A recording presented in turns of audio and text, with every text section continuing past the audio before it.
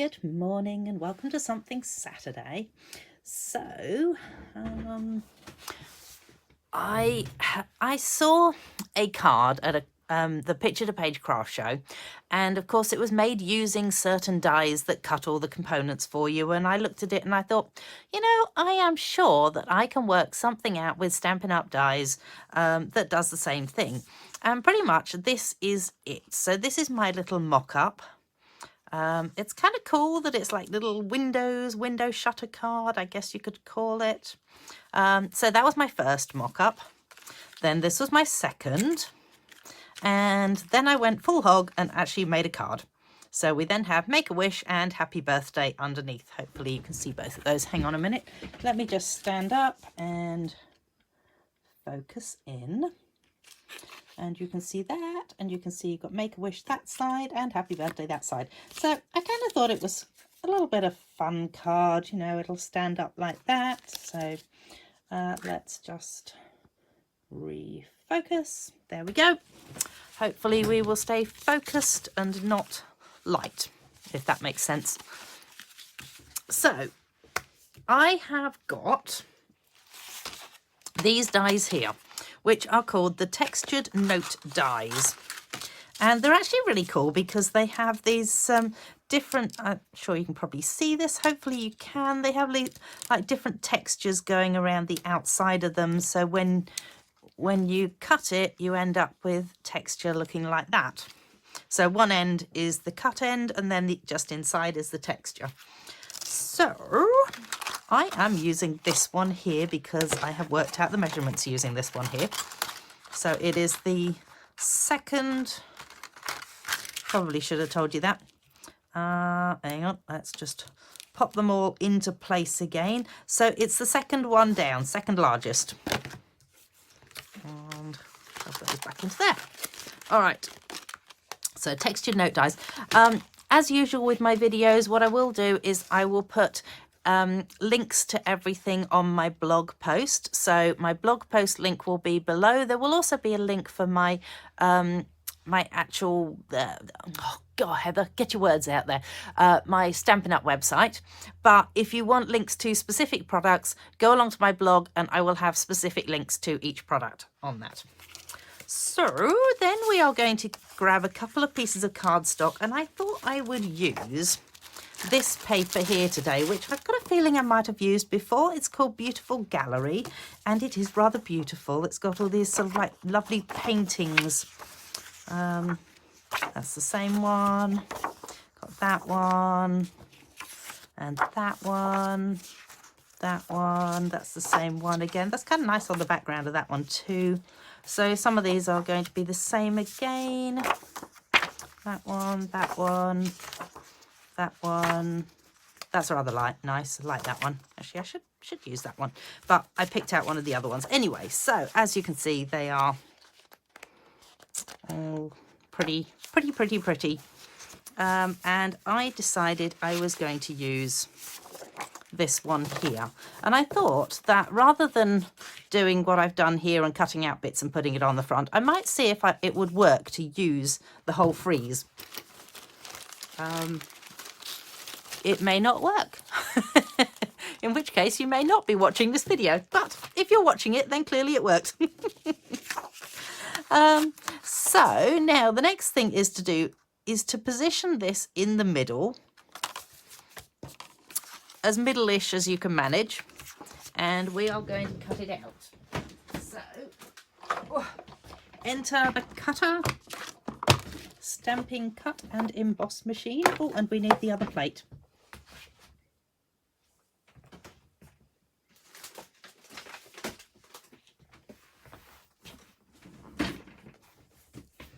Which apparently was hiding. And as you can see, my plates have been well used. I will say to you, the way to keep them straight, so you can see this one is just starting to curve again. The way to keep them straight is just to keep switching them around and switching them upside and downside and in their nightgowns, as it were. So I'm going to put my flatter plate on the bottom now, because, well, partly because then the die and the paper will sit flat on it too. And let's see, that looks about middle-ish to me. And then we're just going to pop that on top. So what I've done is I put the slightly curved side facing upwards, so the curve is in the middle there. And we're just going to pop that through and take that one out. And as you can see, you get this pretty pattern on it. So then the next thing I'm going to do is I'm also going to cut out some of this one and sneeze. Excuse me. Whoops. And throw that around slightly. Why not? So hopefully that is going to make a nice look across the front there.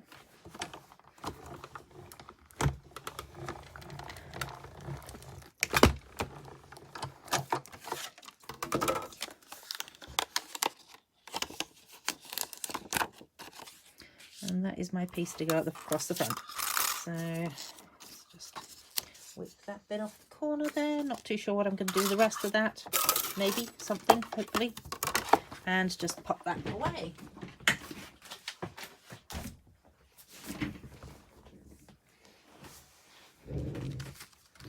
Righty-ho. So, potentially, you don't need this piece now. So what I did with this one was when I cut this one out, I've actually used the red piece to place back into here. But because I'm actually going to be using this, I'm not going to do that this time. So we're now going to cut this in half. Enter the cutter. And now I have to remember how big it was. So, oh, that's very convenient of it. 12 centimetres. So it's 6 centimetres. Even I can do that maths. Woohoo! So 6 centimetres, and there we have 2 halves. So what I also did with this one was I turned my halves around so that they were both looking pretty in the same direction. Whereas I can't do that with this one if I'm going to have it so that it's actually going along, because otherwise it's going to look a bit odd. And all of a sudden my roses are going to be upside down on one side or the other side. No. Nope. I want my roses to sit together. So I'm going to keep them like that. Okay, so we've got this piece and we've got this piece. So that is our top section here and our 2 pieces on here. Okay, I'm going to pop that to one side. We're going to keep those pieces there. And the next thing we need is to get rid of that. Next thing we need is to create your base. So, oh, look at that. I have a base piece already. That was convenient. So I've just realised that I cut the wrong piece for my base, but that's fine. My card will not look the way I intended it to at all, but that's okay. I can live with it. Or did I? No, I think I did do this right. Maybe I did. Oh, I don't know now. Anyway, this piece here, so it's just an A6 piece. So you got 10.5 centimetres by 14.8 centimetres. I will put the measurements on my blog for you. Okay, but you're going to take this and you're going to cut it in half, which is 7.4 centimetres. Okay, and then I have a little doodaddy. So you're going to take it to 1 centimetre and 1 centimetre. So what you're going to do is you're going to score 1 centimetre. I've just put them together to score them just so that ease of scoring it. And it's going to be like that. So you've got 2 pieces that are going to create your little windows in the middle. And we're also going to cut a section out. So the way that I did this was, right, so actually flatten these down fairly well because you do need to pop them in under things. And you will also need a pencil. So I have a pencil, very sparkly. And what happens is you're going to pop this over top of here. And this is why I was going to use the darker colour underneath as well, actually. But there you go. Then if you pop this so that it comes right to the edge there, so it's folded over, but it comes to the edge, and you want to mark on a line there and a line there. And then this piece, oh, hang on a minute, that's not quite level, is it? Oh, that'll do. Same, but different. Then this piece, just also slide this one underneath here as well. And pop that down there. And you can do the same thing again. So just give it a mark along there. That way you will then have the section that requires, that's going to come out of here. Does that make sense? Kind of expecting a reply when I'm not going to get one. Okay, so then I'm just wondering whether I actually wrote myself anything to say. Oh yes, look at that. So 1 centimetre and 4 centimetres. Okay. So at 4 centimetres, right, yes, I remember what I did now. That's good. Oh, always good when I remember. Okay, so at the 4 centimetre mark, so pop your cardstock in to the 4 centimetre mark, and you're going to score down by however much it is to get to this line here. So in other words, what you want to do is you want to line up your little scorer tool with this line here and score that side, and then again line it up there, press it down and score out. That way, I don't know whether you'll be able to see this, you've got one score line that goes to this line and one score line that comes up to this line. And you're going to do the same with this one as well. So you're taking it to the 4 centimetre mark, and I have absolutely no idea how I'm going to explain this in my blog. Just so you know. So there's my line there, and I'm scoring out from that.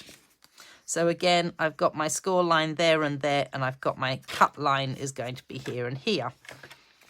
So then if you move it along to, well, you could just do this by hand, to be perfectly honest. So you can just cut those pieces by hand up to the score line. Don't cut the score line. You need it. Just going to do that and go quiet for a moment.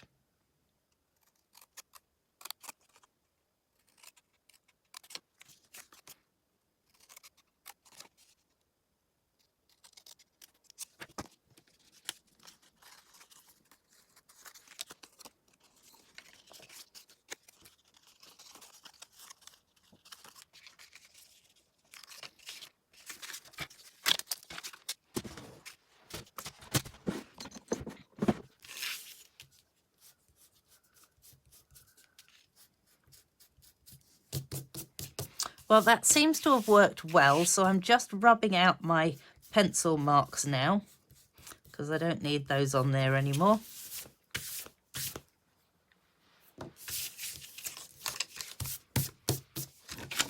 And we can probably get rid of my background paper there as well now. Okay. So what happens next is that you want to stick these pieces in behind here. So you're going to add glue onto here and here.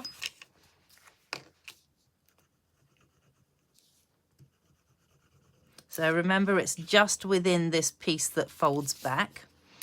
And then if you pop this so that it comes to the edge again, and you've got one piece goes in there, one piece goes in there, and in theory now that should, it does, yay. It's always a bonus when it actually works, isn't it? So there's that and that, and those two. So this side, you want it so that it joins up to this part here, but see how you've got this little section here? You actually want that to flip inside there. So then, a little bit complicated, but once you've got the hang of it, it's not too bad. So then that sits like that. And the back of it is pretty much that. So that will create your little Louvre windows. And then you have your background piece, which has disappeared on me. Oh, there it is. So then you have your background piece, which then all you do with that is just add your glue to this piece. Oops.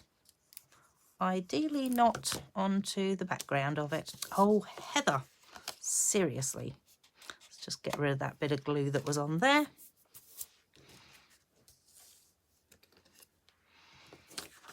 And it needs to attach in the right place.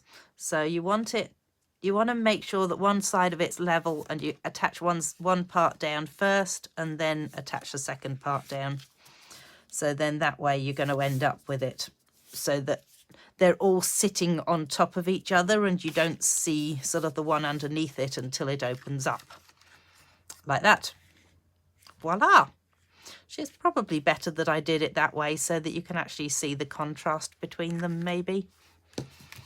And then I am hoping that this will look pretty on top. I think it may. Oh, very nice. Oh my goodness. I may have cut it a little short.